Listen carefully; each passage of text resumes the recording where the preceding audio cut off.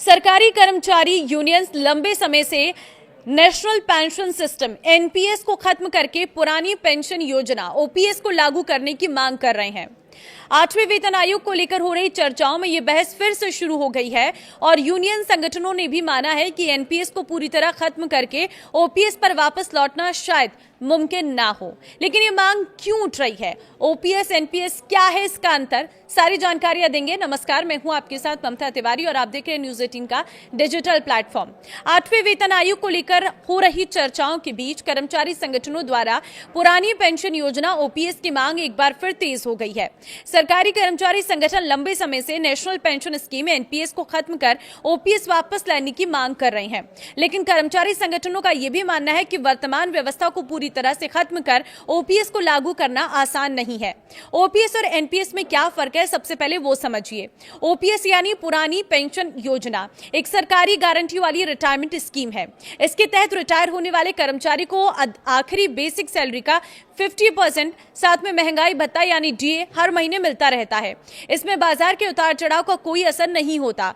वहीं एनपीएस इससे बिल्कुल अलग है। इसमें कर्मचारी और सरकार दोनों का योगदान एक कॉपस में जमा होता है, जिसे बाजार में निवेश किया जाता है। रिटायरमेंट पर पेंशन की रकम इसी जमा कॉपर्स पर निर्भर होती है। इसकी कोई फिक्स रिटर्न की गारंटी नहीं होती है। एनपीएस को हटाकर ओपीएस लागू करने में क्या दिक्कत है, ये भी समझिए। एनपीएस की शुरुआत साल 2004 में हुई थी।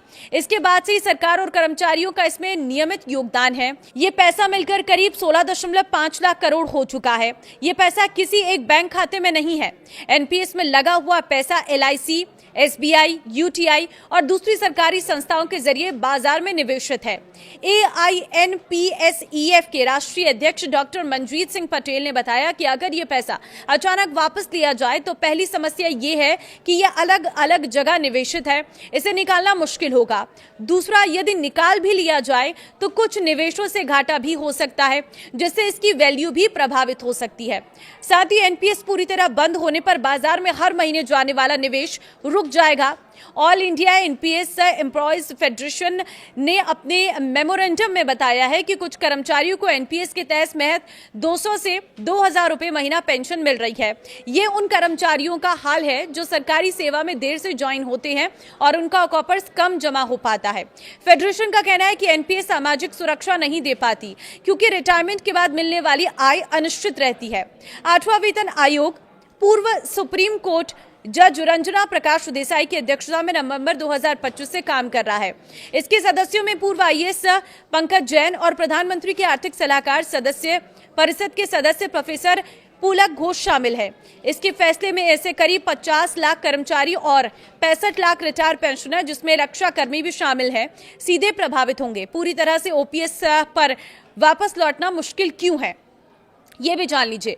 एनपीएस के लगभग 20 वर्षों में सिस्टम में कर्मचारी और सरकार का 16.5 लाख करोड़ रुपए से अधिक का योगदान जमा हो चुका है। नतीजन एनपीएस को पूरी तरह खत्म करके ओपीएस पर वापस लौटने के कदम में भारी इकोनॉमिक कास्ट और जटिल प्रशासनिक और मार्केट से जुड़ी चुनौतियां शामिल होंगी। एनपीएस का फंड एलआईसी, एसबीआई, यूटीआई और सरकार से जुड़ी अन्य वित्तीय संस्थाओं के माध्यम से इन्वेस्ट किया जाता है। All India NPS employees federation और national mission for old pension scheme Bharat के national president doctor Manjeet Singh Patel ने बताया कि अगर ये पैसा अचानक निकाल लिया जाए तो सबसे पहले तो ये मुश्किल होगा, क्योंकि ये अलग अलग जगहों पर इन्वेस्ट किया गया है। दूसरी बात, पैसे की वैल्यू पर भी असर पड़ सकता है। साथ ही अगर एनपीएस को पूरी तरह खत्म कर दिया जाता है तो ये इन्वेस्टमेंट का फ्लो रुक जाएगा। इससे मार्केट और वित्तीय संस्थाओं में लिक्विडिटी, नकदी की उपलब्धता पर बुरा असर पड़ सकता है।